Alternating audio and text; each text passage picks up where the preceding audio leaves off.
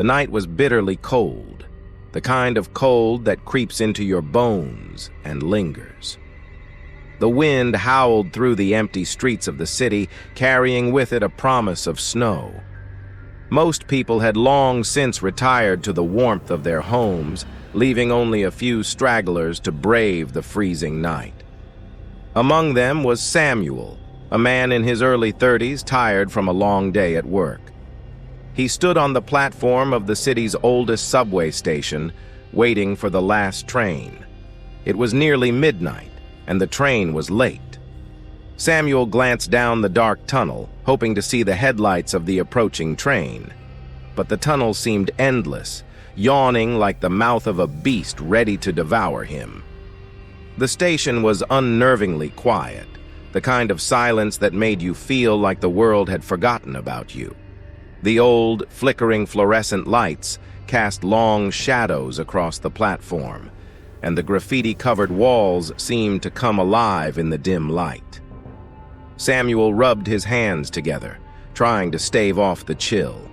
He glanced at his phone. No signal. Typical for this station. As he shoved the phone back into his pocket, a strange feeling crept over him. It was as if he was being watched, though the platform was empty. He looked around, but there was no one. Just rows of old, cracked tiles and broken benches. The station had always had a reputation for being run down, but something about it tonight seemed off. A faint sound echoed through the tunnel, a distant screech of metal on metal. Samuel felt a wave of relief as the sound grew closer. The train was finally coming. He stepped closer to the edge of the platform, peering into the darkness. At last, the train emerged, rattling along the tracks. But something was strange. It moved too slowly, as if hesitant, creeping forward like it didn't want to reach the station. The train pulled in with a shuddering stop, and the doors hissed open. The car in front of Samuel was completely empty. Odd, he thought, but not unusual for the last train of the night. He stepped inside, taking a seat near the door, hoping for a quiet ride home. The doors slid shut, and with a lurch, the train began to move. As the train sped through the dark tunnel, Samuel noticed the temperature seemed to drop even further. The air inside the car grew icy, his breath visible in front of him. He pulled his jacket tighter and looked around, but there was still no one else in the car. The windows were too dark to see outside, only reflecting the empty interior of the train. Minutes passed, and Samuel began to feel uneasy. The train wasn't stopping. He hadn't seen any stations go by, and the route seemed longer than usual. He stood and walked toward the doors at the far end of the car, but when he reached them, he saw something that made his heart skip a beat. There, standing at the opposite end of the car, was a figure. A man, tall and thin, with a face pale as death. His clothes were old, tattered, as if he'd been wandering for years. The man's eyes were sunken, his expression blank, but his gaze was locked onto Samuel. "Excuse me," Samuel called, his voice trembling slightly. "Is this train stopping soon?" The figure didn't respond. It just stared, unmoving. Samuel felt a cold sweat break out across his skin. His instincts screamed at him to get away. He turned to move back to his seat, but when he looked back, the figure was gone, vanished, as if it had never been there. His heart raced. He hurried back to his seat, but the unease had settled in his gut like a lead weight. The train continued, passing more stations, though none of them looked familiar. He hadn't seen a single other passenger. He tried to reassure himself, thinking maybe the man had just gotten off at the last station, or maybe Samuel's tired mind was playing tricks on him. But deep down, he knew something wasn't right. Another station appeared, but the train didn't slow down. Samuel stared out the window, pressing his face to the glass. This station looked different. The signs were in a language he didn't recognize, the walls covered in strange symbols that seemed to shift and writhe when he looked at them. The station was filled with figures, shadowy, distorted shapes that moved unnaturally, their limbs bending in ways that no humans should. They stood there, watching the train pass, their eyes glowing in the darkness. Samuel jerked away from the window, heart pounding in his chest. He tried to steady his breathing, tried to make sense of what he had just seen. Maybe I'm dreaming, he thought. This isn't real. It can't be real. The train lurched again, and suddenly the lights flickered and went out. The car was plunged into pitch blackness. Samuel's breath quickened, his hands gripping the armrests of his seat as he strained to see anything in the dark. For a few long moments, there was nothing but the sound of the train rattling along the tracks, and then a whisper. It was faint at first, like the sound of wind through the trees. But it grew louder, a low, guttural voice that seemed to come from all around him. Samuel couldn't make out the words, but the tone was menacing, filled with malice. He squeezed his eyes shut, hoping it would stop, but the whispering only grew louder. Suddenly, the lights flickered back on, and Samuel's blood ran cold. The car was no longer empty. All around him, figures sat in the seats, their faces obscured by shadow. They were draped in old, tattered clothes, their bodies unnaturally still. None of them moved, none of them spoke, but Samuel could feel their eyes on him, watching, waiting. He bolted from his seat, rushing toward the doors, but they wouldn't open. He pounded on the glass, screaming for help, but the train just kept moving, faster now, as if it was being driven by something far more sinister than an ordinary conductor. The whispering returned, louder this time, filling his ears with its unintelligible words. Samuel turned, his back pressed against the door, his eyes wide with terror as the figures began to rise from their seats, their movements slow and deliberate. They were coming for him. Panicking, Samuel ran to the next car, but it was the same, filled with those shadowy figures, their empty faces turned toward him as they stood and began to move. No matter how far he ran, every car was the same, filled with those things, their eyes glowing faintly in the dim light. Finally, Samuel collapsed in the last car, his body trembling with exhaustion and fear. The whispering was deafening now, the figures closing in, their hands reaching out for him. And then, as suddenly as it had started, the train screeched to a halt. The doors slid open. Samuel looked up, breathless, and saw that the train had stopped at a station. But this station was not like any he had ever seen before. The walls were made of black stone, the air thick with the scent of decay. And standing on the platform waiting for him were more of those shadowy figures, their eyes glowing in the darkness. Samuel tried to stand, but his legs wouldn't move. He was paralyzed, trapped, as the figures surrounded him. The last thing he heard before the darkness claimed him was the whisper, clear now, as it spoke his name. Welcome to the end of the line, Samuel.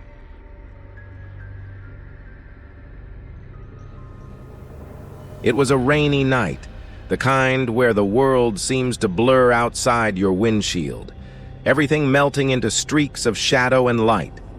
Claire hated driving in the rain, especially this late, but she had no choice. The clock on her dashboard blinked 11:47 p.m., and she was still miles from home. The highway stretched out before her, nearly empty, with only the occasional car speeding past in the opposite direction. Her headlights cut through the darkness, illuminating the slick road ahead. The rhythmic patter of rain against the windshield was oddly soothing, and Claire found herself relaxing despite the late hour. She flipped on the radio, the soft hum of static filling the car as she tried to find a station. After a few moments, She gave up and turned it off again, preferring the quiet. As she drove, her thoughts drifted to the events of the past few days. Long hours at work, her boss's constant demands, and the mounting pressure that seemed to be closing in from all sides. She was exhausted, both physically and mentally, and all she wanted was to get home, take a hot shower, and forget the world for a while. Her phone buzzed on the passenger seat, and she glanced at it briefly. A text from her roommate, Katie. "Where are you? Thought you'd be home by now." Claire smiled and picked up the phone to type a quick response. "Running late. Be home in 30. She set the phone down and refocused on the road. That's when she saw it. In the rearview mirror, there was a pair of headlights. Claire hadn't noticed them before, but now they were there. A single car trailing behind her at a distance. It wasn't unusual, especially on a lonely highway like this, but something about the way the car moved made her uneasy. It was too far back to be tailgating, but it wasn't passing her either. It just lingered in the distance, matching her speed exactly. Claire shook off the feeling. It was nothing, just another late-night driver heading home like her. But as the miles ticked by, the car stayed there, a constant presence in her mirror. She sped up a little, hoping to put some distance between them, but the headlights followed, never getting closer, but never falling behind either. Her unease grew. She tried to rationalize it. Maybe the driver was lost, or just happened to be going in the same direction. But that nagging sense of dread wouldn't leave her. She checked her phone again, considering calling Katie or maybe even the police, but it seemed ridiculous. There was no crime in someone driving behind you after all.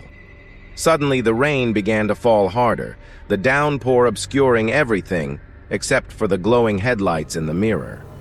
The wipers struggled to keep up, and Claire gripped the wheel tighter, her knuckles white. She glanced at the GPS on her phone, noting that there was a rest stop a few miles ahead. Maybe she could pull over and let the car pass. Maybe then she'd stop feeling like she was being followed.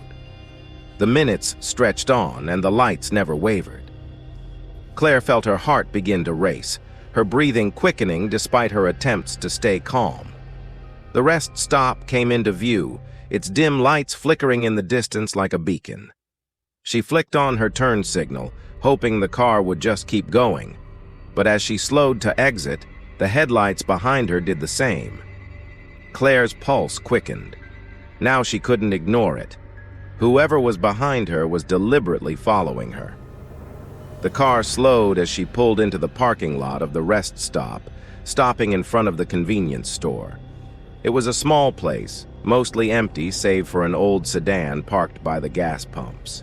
She parked near the entrance, glancing nervously in her rearview mirror as the car pulled in behind her, parking several spaces away. For a few moments, Claire sat there, frozen, unsure of what to do. The rain drummed on the roof of her car, muffling the sound of her own heartbeat. She peered through the downpour at the car behind her, trying to make out the driver, but the rain was too heavy and the windows were too dark. She reached for her phone and quickly texted Katie. "Someone's following me. Pulled over at a rest stop. Car right behind me." Her fingers trembled as she hit send, her eyes never leaving the car in the mirror. Still, no one got out. No movement, no sign of life. Just the headlights, glaring through the rain like eyes watching her every move. Claire's phone buzzed immediately. Katie's reply, "Call the cops. Get inside the store." Claire hesitated. She didn't want to overreact, but every instinct told her to listen to Katie. She grabbed her purse and phone, took a deep breath, and opened the door. The rain hit her like a wall, cold and relentless, soaking her in seconds as she dashed toward the store entrance. She glanced back at the car as she ran, but still, no one emerged. Inside, the warmth of the store was a welcome relief, but her anxiety didn't fade. She approached the counter, where an older man stood, flipping through a magazine. "Hey," Claire said, trying to keep her voice steady. "Is there a phone I can use?" The man looked up, surprised. "Yeah, there's a payphone by the bathrooms. Everything okay?"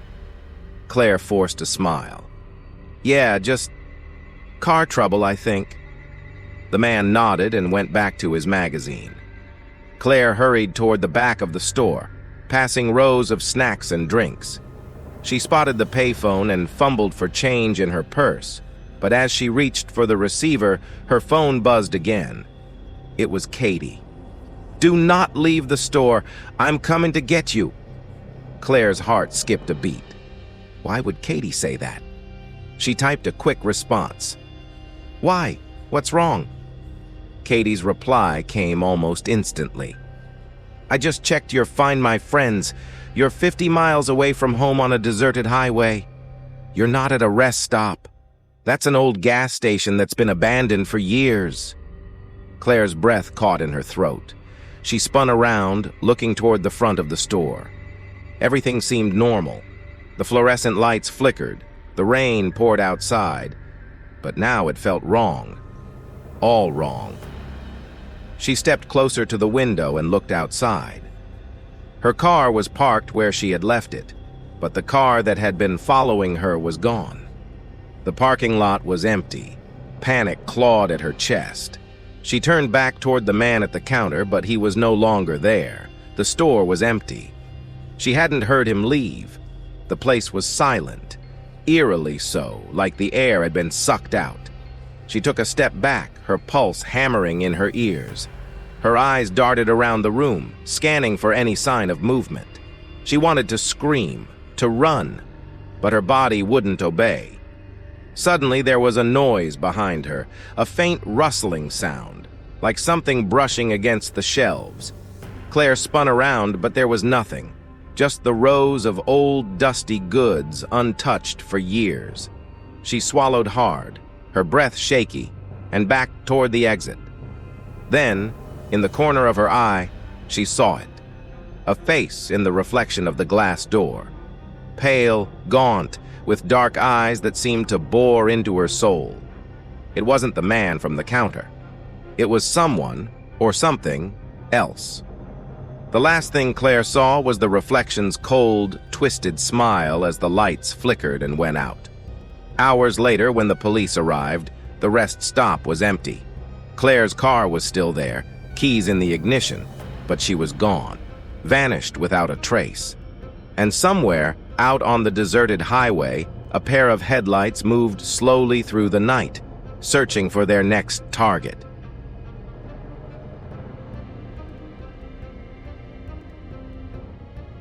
The house sat at the edge of town, isolated, surrounded by fields that stretched endlessly in every direction. It had been in Emma's family for generations, an old Victorian mansion that her grandparents had once filled with warmth and laughter.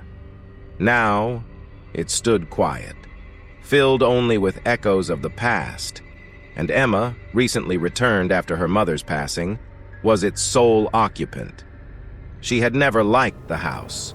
It was too big, too empty.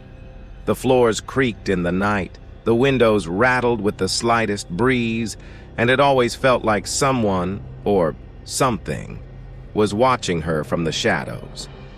But after her mother's funeral, with no job and no clear future, Emma had nowhere else to go. The first night, she lay in bed listening to the wind howl outside. The fields, thick with tall, whispering grass, seemed to come alive with the wind, making it impossible to relax. She told herself it was just her imagination, that the house was old and settling. Yet despite her exhaustion, sleep refused to come. At exactly midnight, the phone rang. Emma bolted upright, her heart racing. The phone in the house hadn't worked for years. It was an antique rotary phone, a relic of her grandparents' era. There was no reason it should be ringing, especially not in the dead of night. She hesitated, staring at the old-fashioned receiver sitting on the nightstand, its shrill ring piercing the silence. After several long seconds, the ringing stopped. Emma let out a shaky breath, telling herself it was just some kind of fluke. The old wiring of the house, maybe.